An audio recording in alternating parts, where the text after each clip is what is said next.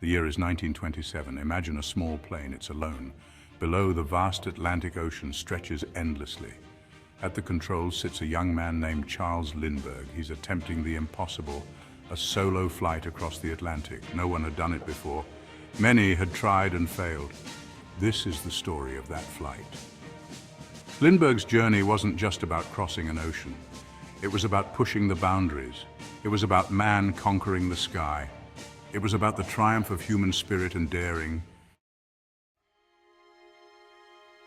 Charles Lindbergh wasn't born to be a daredevil. He was born in Detroit in 1902. His childhood was spent between Detroit and Little Falls, Minnesota. Even as a boy, he was fascinated by machines. He tinkered with engines. He dreamt of flight.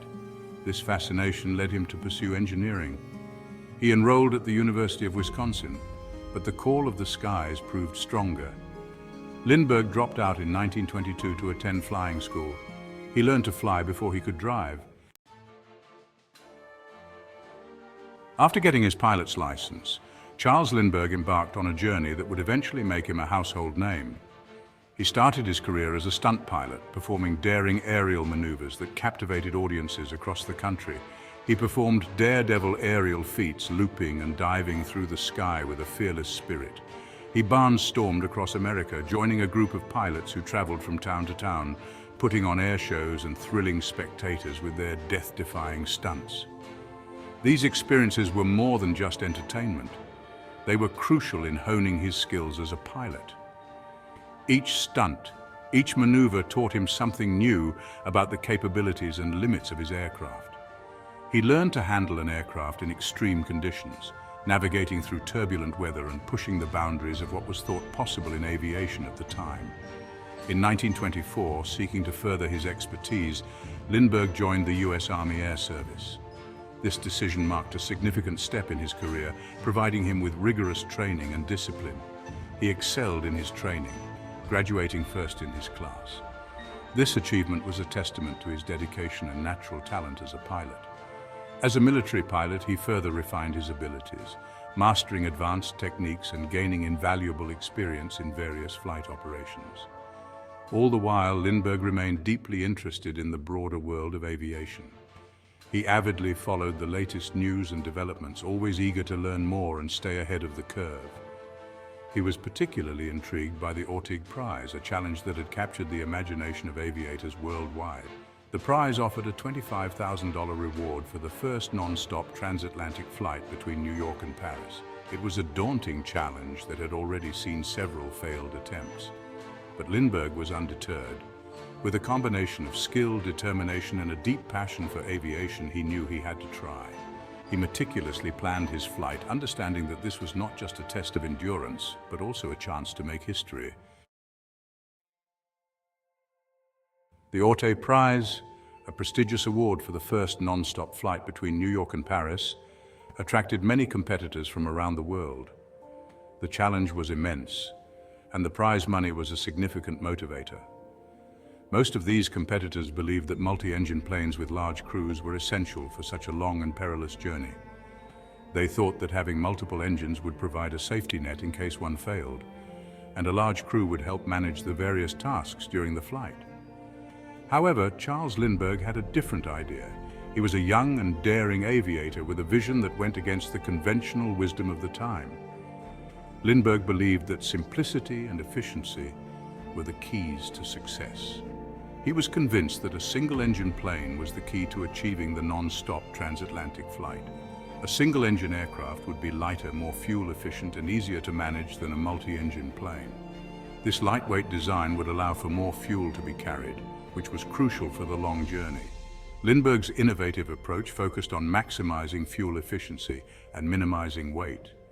To turn his vision into reality, Lindbergh needed financial backing. He convinced a group of businessmen from St. Louis to fund his ambitious project. These investors believed in Lindbergh's determination and innovative ideas. With their support, they formed the Ryan Airlines Corporation, a company dedicated to building the aircraft that would make Lindbergh's dream possible. The team at Ryan Airlines worked tirelessly to build a custom-designed aircraft tailored to Lindbergh's specifications. Every detail was meticulously planned to ensure the plane's success. The aircraft was christened the Spirit of St. Louis, symbolizing the support and spirit of the people of St. Louis.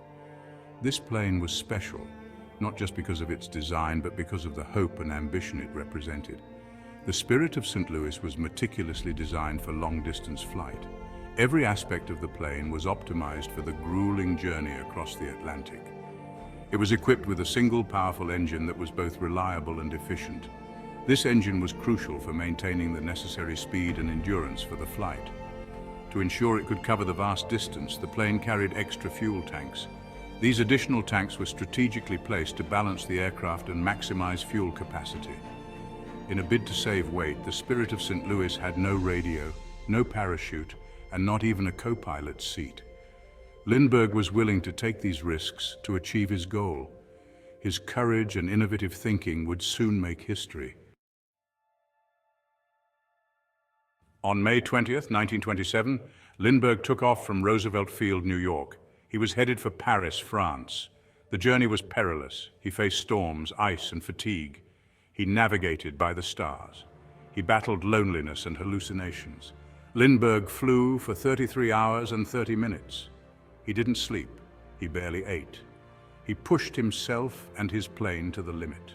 The world held its breath, following his progress through news reports.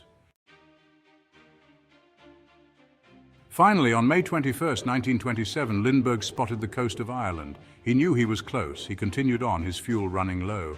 As darkness fell, he saw it, the twinkling lights of Paris. He landed at Le Bourget Aerodrome. It was 10:22 p.m. Paris time. He was met by a crowd of over 150,000 people. They mobbed the plane, carrying Lindbergh on their shoulders. He had done it. He had conquered the Atlantic. Lindbergh became an instant global celebrity. His accomplishment captured the world's imagination. He returned to the United States a hero. Ticker tape parades were held in his honor. He received the Distinguished Flying Cross. He was awarded the Congressional Medal of Honor. His flight had a profound impact. It changed the way people viewed aviation. It showed that long-distance air travel was possible. Section 8, The Price of Fame. Lindbergh's fame came at a price. He became a symbol, a reluctant hero. The pressure and attention took their toll. Tragedy struck in 1932. His infant son was kidnapped and murdered. This event, known as the Lindbergh baby kidnapping, further fueled the media frenzy. It intensified the public's obsession with the aviator and his family. He retreated from the public eye. Section 9, Lindberg's Legacy.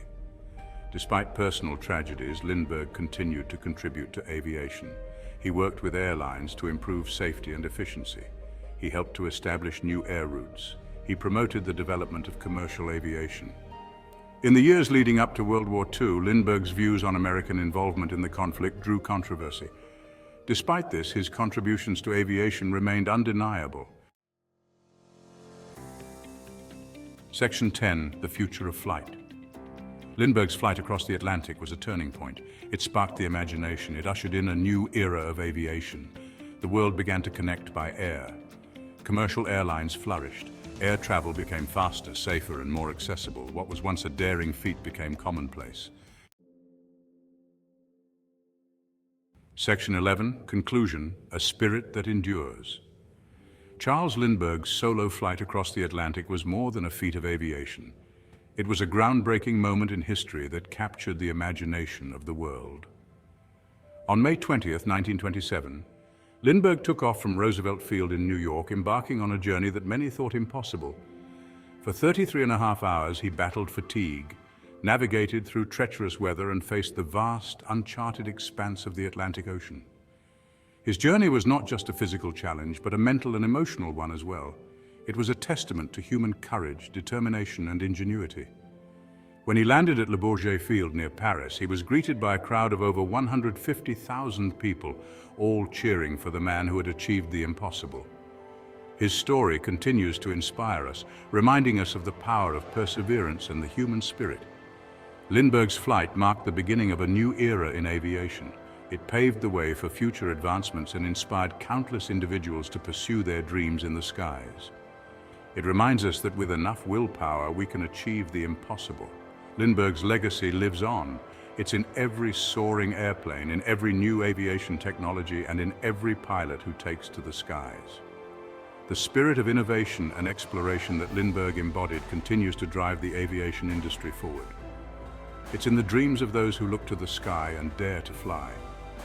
Young aviators today are inspired by Lindbergh's courage and determination, carrying forward his legacy with every flight they undertake. It's a reminder that the spirit of adventure and the pursuit of the unknown lie at the heart of what it means to be human. Lindbergh's journey across the Atlantic is a timeless story of bravery, innovation, and the relentless pursuit of dreams. His spirit endures in every aviator who dares to push the boundaries of what is possible.